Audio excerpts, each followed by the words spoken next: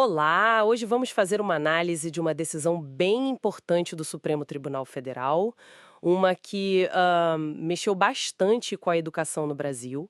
É sobre o ensino domiciliar, o famoso homeschooling. Isso aí. Nossa referência principal é um recurso extraordinário, o 88885, que foi julgado lá em 2018 e deu o que falar. Deu mesmo. A ideia aqui é a gente entender os argumentos do STF, sabe? E o que essa decisão significa no dia a dia. Vamos tentar desdobrar isso. Vamos lá. Bom, o ponto central que o STF julgou, que eles chamam de tema 822, de repercussão geral. Que vale para todo mundo, né? Exatamente, vale para o país todo.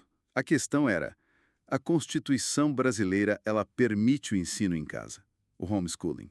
E para entender isso, a gente tem que olhar a própria Constituição. Ela diz que a educação é um direito fundamental, sabe? Ligado à dignidade e cidadania. E tem um ponto-chave nos artigos 205 e 227. A educação é um dever compartilhado da família e do Estado. Compartilhado. Interessante isso. Não é só de um ou de outro. Não é exclusivo de nenhum dos dois.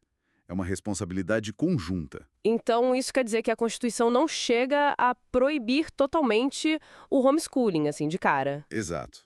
O STF entendeu que não tem uma proibição explícita, escrita lá, nem implícita. Até porque a Constituição permite tanto escola pública quanto privada, né? Isso já mostra uma certa abertura no sistema. Tá. Se não é totalmente proibido, por que tanta polêmica? O que impede as famílias de simplesmente educar em casa? Ah, aí que está o pulo do gato, da decisão.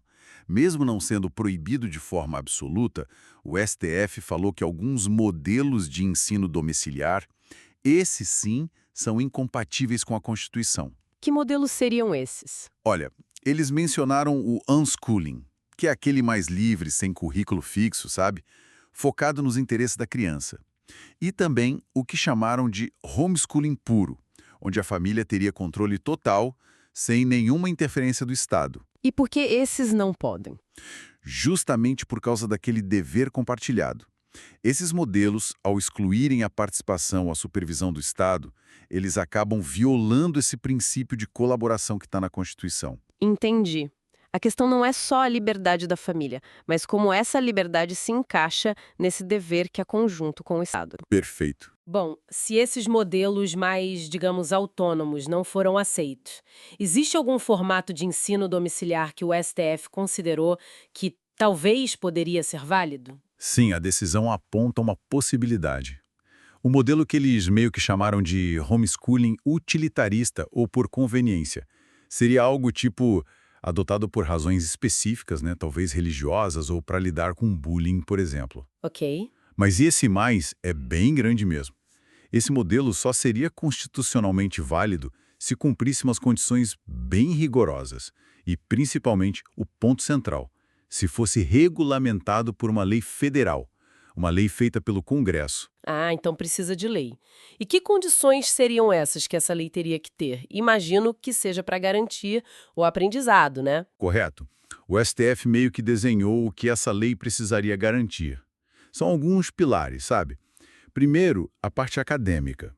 Tem que garantir que a criança cumpra a idade escolar obrigatória, né, dos 4 aos 17 anos, e que siga um núcleo básico de matérias, definido nacionalmente, como diz o artigo 210. Certo, o conteúdo mínimo. Isso. Segundo pilar, a integração social. A lei precisaria pensar em como garantir a convivência comunitária, a socialização do estudante. O STF bateu muito nessa tecla, citando o artigo 227. Socialização, isso sempre aparece nessa discussão. Sempre. E o terceiro pilar, a supervisão do Estado. Teria que ter fiscalização, avaliação periódica, controle pelo poder público, para ter certeza que está funcionando e para evitar que seja só uma forma de, sei lá, esconder que a criança não está estudando, a tal evasão escolar disfarçada. Uau. Fiscalização, avaliação, garantir socialização, isso parece um desafio gigantesco para implementar na prática, não? Sem dúvida. É um dos pontos mais complexos para essa futura lei resolver. Mas voltando para a decisão em si, Sim. o que ela significa hoje para uma família que gostaria de fazer homeschooling? Qual o impacto prático agora? O impacto é direto. Hoje, não pode. Essa é a conclusão mais forte. O STF foi claríssimo. O ensino domiciliar não é um direito público subjetivo. Direito público subjetivo, o que isso quer dizer em português claro? Quer dizer que nenhuma família pode chegar para o Estado e exigir esse direito. Olha, a Constituição me garante educar em casa. Não pode. A possibilidade legal do homeschooling no Brasil depende totalmente, 100%, da criação dessa lei específica pelo Congresso Nacional. Entendi. Sem lei, nada feito. Exatamente. A tese final que eles fixaram, a do tema 822, resume isso. Não existe direito público subjetivo do aluno ou de sua família ao ensino domiciliar, inexistente na legislação brasileira. Ponto final. E essa exigência toda mostra a preocupação do tribunal, né, de não criar uma brecha para o abandono escolar sem querer. Certo. Então, para resumir a história toda, a porta na Constituição para o ensino domiciliar, ela não está totalmente fechada com cadeado, Não está. mas também não está escancarada. Quem tem a chave para abrir essa porta é o Congresso. E essa chave é uma lei bem detalhada, que tem que cuidar das regras, da qualidade, da supervisão do Estado e dessa questão da socialização. Perfeito, é essa a imagem.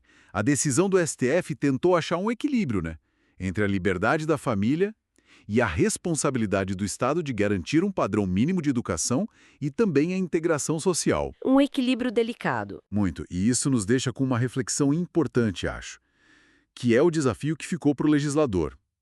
Como criar essa lei? Como fazer uma regulamentação que funcione na prática? Como garantir a fiscalização do aprendizado e, principalmente, da socialização, que é algo bem mais subjetivo, difícil de medir, sem tornar o homeschooling impossível.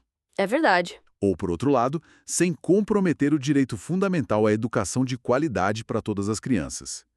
É um desafio grande, legislativo e social, que continua aí na mesa.